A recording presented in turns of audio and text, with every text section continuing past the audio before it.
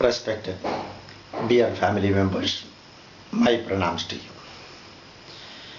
We were discussing about the Hindu customs and rituals, and in that subject we have explained the customs and rituals which are psychologically beneficial,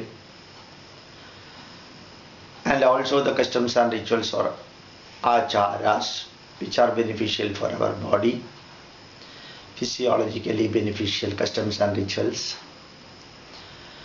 And now we have to discuss about the customs and rituals useful, beneficial for building our family relation, enriching our social bondage, and improving our national integration, and so on. Whenever I explain all these points to you, I wish you will be going deep into the subject, not merely listening, but listening, analyzing, and assimilating. Three process what we have to do. We have to listen, then analyze it scientifically, logically, and rationally. Then try to assimilate in your life. Merely listening will not be having any benefit out of it. So our Vedic prayer is Bhadram Karnebhi Snuyama Deva Asmagam Karnebihi He Deva Bhadrameva Srunuyama. Let us all listen to the glorious messages. Bhadram Pashyema Kshabirya Jatraha. Let us all watch the glorious scene, the positives in this world. Sthirairangai Tushtuvagam Sastanobhir Vyashema Devahitam Yadayuhu. As long as I live in this world, as long as we live in this world, let us do the positive things for the mankind and for the living beings on this earth. In short, for everything. Devahitam Yadayuhu. Do the divine thing, the godly things, as long as we live here. So not merely listening, not merely watching, but also practicing. These are all very important. As you know, Hinduism not a religion. Hinduism is not at all considered as a religion. When all other groups are named under religion, automatically Sanatana Dharma also got named as Hinduism. It is not a religion at all. It is not propounded by a single man. It is not propounded by a small group of scholars. It is not based upon one literature. It is not based upon one method of worship. It has got thousands of rishis contributed as knowledge for the last many thousands of years in thousands of subjects and in thousands of books that I have already mentioned. And now our duty is to classify all this knowledge under 4 title or 4 heading, of which I told you the first one is customs and rituals followed in Sanatana Dharma. The customs and rituals, the traditions will be coming as one part. Then comes the Indian spirituality. It is not like the spirituality followed in other Semitic religion. In Semitic religion, God created everything in this world. But in Hindu Dharma, God manifested as everything present in this world. So I and you are part of the God because He manifested as I and you. It is just like in the ocean, you can see water is there. So every living being in the ocean has got water from the ocean. They contain ocean water. We cannot say ocean is separate from the living being in the ocean. So every fish present in the ocean has taken water from the ocean. Those fish are surviving in the water of the ocean, At the end, these fish or living being in the ocean will be giving back the water to the ocean itself. So from the ocean, in the ocean, to the ocean. Exactly like that. You can see in Hindu Dharma, the Paramatma is present everywhere, and we have taken Jivatma or Paramatma as manifested a small bit in our body as Jivatma. We are surviving as Jivatma in Paramatma, and at the end this Jivatma will have to go back to Paramatma. Just like the water in the body of the living being surviving in the ocean. So that is Indian spirituality. If you go deeper and deeper and deeper, why we are studying about the Indian spirituality? Not for going to the heaven, but to build heaven here itself. So it is told, Anoraniyan Mahato Mahiyan Atma Guhayam Nikito Usya Jendo Tamakradu Pasyadi Vida Shogo Jadu Prasadan Mahimanamisham. If you know that the divine power is present in the smallest atom, Anoraniyan, smaller than the smallest atom. The smallest atom is hydrogen atom. So right from that, bigger than the biggest universe.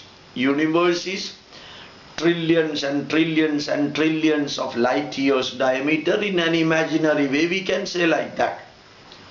So universe which does not have beginning, middle point and end. Nandam na madhyam na punastavadim. There is no adi, beginning point, there is no madhyam, middle point, there is no end point also, according to Bhagavad Gita.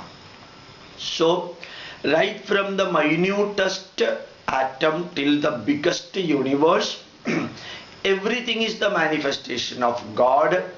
So survival of everything is the inevitable dharma that to be performed by every individual in this world. That is Indian spirituality. Aham Brahmasmi, I am the manifestation of God. Tat Brahma Tvamasi, you are also the manifestation of God. So I cannot kill you for my benefit. I cannot kill a cow, I cannot kill a god, because I have to survive without killing something. I can extract whatever is available. Tena tyaktena bunjidha magrida kasya siddhana. So that is why in the Semitic religion it is told everything is created by God for human being. If somebody is following that, then the rule is that human beings are created for lion, tiger and panther, because lion, tiger and panther will be just enjoying eating human being. So if everything is created for human beings are created for these carnivorous animals. So that is Indian spirituality. So Indian customs and rituals, Indian spirituality. Then comes Indian literature. So many literature are there. The last point is Indian scientific and technological heritage, in which the last class we were explaining about Indian customs and rituals, of which the physiologically beneficial customs and rituals. Physiologically beneficial customs and rituals, I told you, getting up at before 5:30, sitting on the bed, touching the floor, doing Surya Namaskara and not keeping your head towards north and south while sleeping, but at the same time praying. Whenever you are praying, keeping your face towards eastern direction, and drinking water morning 6 to 8 a.m. in the empty stomach, and taking a bath so that you are cleaning external body, deep breath, so that the lungs will be cleaned, doing the Surya Namaskara, which has got about 10 yogasanas. And if you are doing 5 Surya Namaskara, you can see that when you are doing 50. So like this, so many customs and rituals followed in India for enriching the human body, for providing or for converting an ill health body or unhealthy body to a healthy body. Similarly, we have got customs and rituals for enriching the family relation.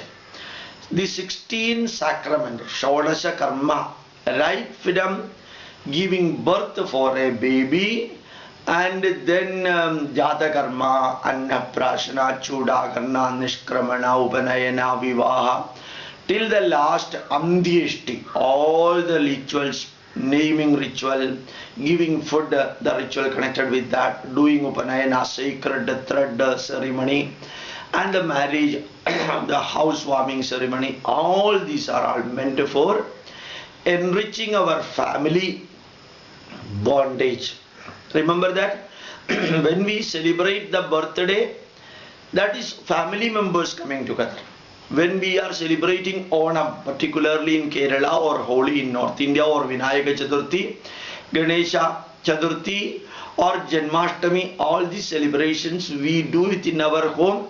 During that period we invite all our family members. So we invite the family members through the spiritual activities for sharing, caring and curing in the life. That is very important. We share, we care, we cure in the life. Then only we can say we are social animals. All these I have told you, acharas lebade kyayu, acharat dhanamakshayam, acharat lebade supraja, acharo ahantya lakshana. So why we are performing acharas, customs and rituals? For building a healthy body, for a long life, for social bondage and for prosperity. Social bondage in which the family relation building is very important. Now you can see in variety of the celebrations, festivals, we felicitate or we celebrate particularly for bringing the wife, husband, children, father, mother together. We touch the feet of the parents, the building the relation between the parents and the children, and everything connected with the children, they are directly linked with the mother. You know, the motherly affection is explained in detail in Mahabharata. How Kundi nurtured the children and how Gandhari kept a blind eyes. These are all very clearly mentioned in Mahabharata. So when we read Mahabharata, we will be understanding how a mother should nurture her children and how a mother should not nurture her children. These two are explained nicely in Mahabharata, directly linked with this story connected with Kunti and Gandhari. Now you can see everywhere in India that the relation between the children and parents, unlike the Western system, the parents are everything. The parents are teachers for the children. Parents are the guide. Parents are everything, protectors. So the children is to be brought under the care of the parents. That is Indian culture. Matra Devo Bhava, Pitra Devo Bhava, Acharya Devo Bhava, Atidhi Devo Bhava, Rashtra Devo Bhava. So the mother has to elevate herself to the level of God. The father has to elevate himself to the level of divine power. So these messages you can see, they are given in our Vedas, in our Upanishads, and in our Itihasas, and in our Purana. So the theoretical message that Matra Devo Bhava, Pitra Devo Bhava are given on the one side in Vedas, and in Puranas and Itihasas, how a mother should be responsible for enriching, for nurturing their children. Through stories and through experiences they are given. And the customs and rituals we follow in our day-to-day life, they give a direct demonstration of the affection, of the love between the parents as well as the children, the wife and the husband.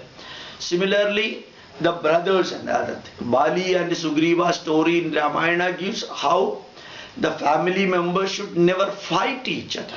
These are all the messages given for building family relations, and customs and rituals followed for building the family relation. With these words, I would request you to think, analyze and assimilate in your life all these messages needed for building our family relation.